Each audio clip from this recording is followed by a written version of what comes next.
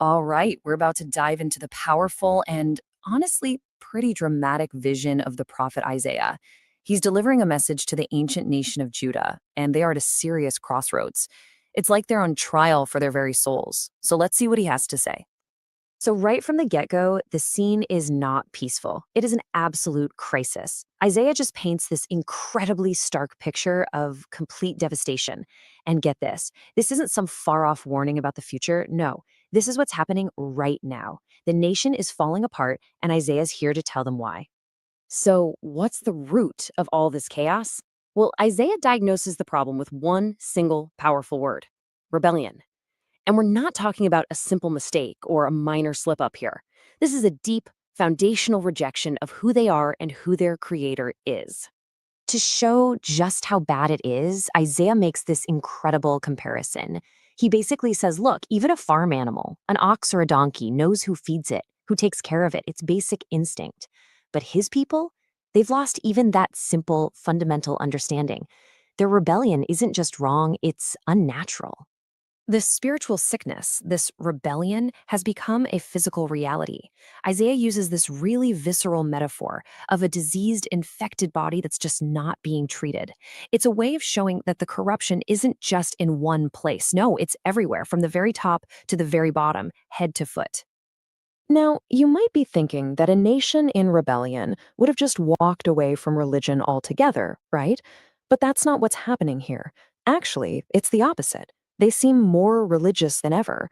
The real problem, as Isaiah points out, is that their worship has become totally hollow. And just look at this contrast. It's so clear. On one side, you've got all the religious activities God is rejecting, all the sacrifices, the offerings, the big festivals, even tons of prayers. But on the other side, what's being demanded instead? Action. It's about seeking justice, defending the oppressed, taking care of widows and orphans.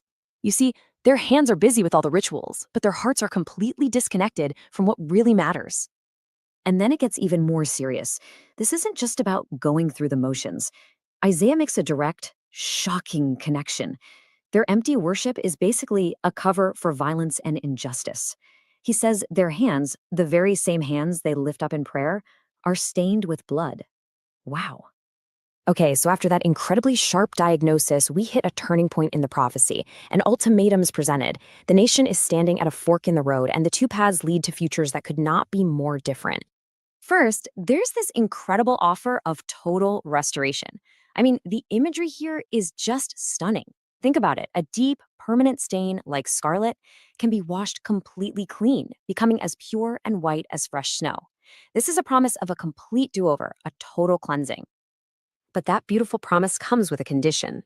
The choice is laid out with brutal clarity. Path number one: if they're willing to turn around and obey, they'll prosper. They'll eat the good things of the land. Path number two: if they keep resisting, if they continue to rebel, that same sword that's already wrecking their country will consume them completely. Now, even with this choice on the table, Isaiah explains that the road back to restoration isn't going to be instant. The society itself has become so corrupt that it has to go through a painful but absolutely necessary process of purification. And to really get what he's talking about, we need to know this key term, dross. If you know anything about metallurgy, dross is the worthless stuff, the scum, all the impurities that get burned away when you heat up metal to purify it. It's what you remove to get to the pure silver or gold underneath. So Isaiah takes that image and applies it to the people. God's judgment is framed as a refiner's fire. The goal isn't just to punish for the sake of punishment, it's to burn away the corruption, all that societal dross, in order to restore what's pure and valuable underneath. And what's the result of this intense refining process? A complete social and political transformation. The corrupt rulers are gone. The city actually gets a new identity, a new name, one that's based on righteousness and faithfulness, not power or wealth. It's a full circle return to its original ideals. So after the trial, the choice, and the purification, the whole vision shifts, and Isaiah gives us this breathtaking glimpse of the ultimate future, an image of peace that has echoed through the centuries. He talks about a future time when all the nations of the world will look to Jerusalem, not as a military power, but as a source of wisdom and truth. People will literally stream to it from all over, wanting to learn a new way to live. And this is the heart of that new way of life. This is one of the most famous images of peace ever conceived. The actual tools of war, swords and spears, are physically reformed into tools for farming, for creating life, plowshares and pruning hooks. It's the ultimate symbol of demilitarization. And this isn't just a temporary ceasefire. We're talking about the end of the very idea of war. In this vision, nations find a totally new way to settle their arguments, and the entire system of training for war, of building weapons, becomes obsolete.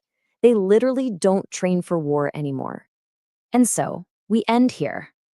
Isaiah's message really forces us to think. It shows us that rebellion isn't always loud and obvious. Sometimes it can hide behind empty rituals, behind the appearance of devotion. It leaves us with a huge question to think about. Where exactly is the line between genuine reverence that leads to justice and a hollow rebellion that's just going through the motions?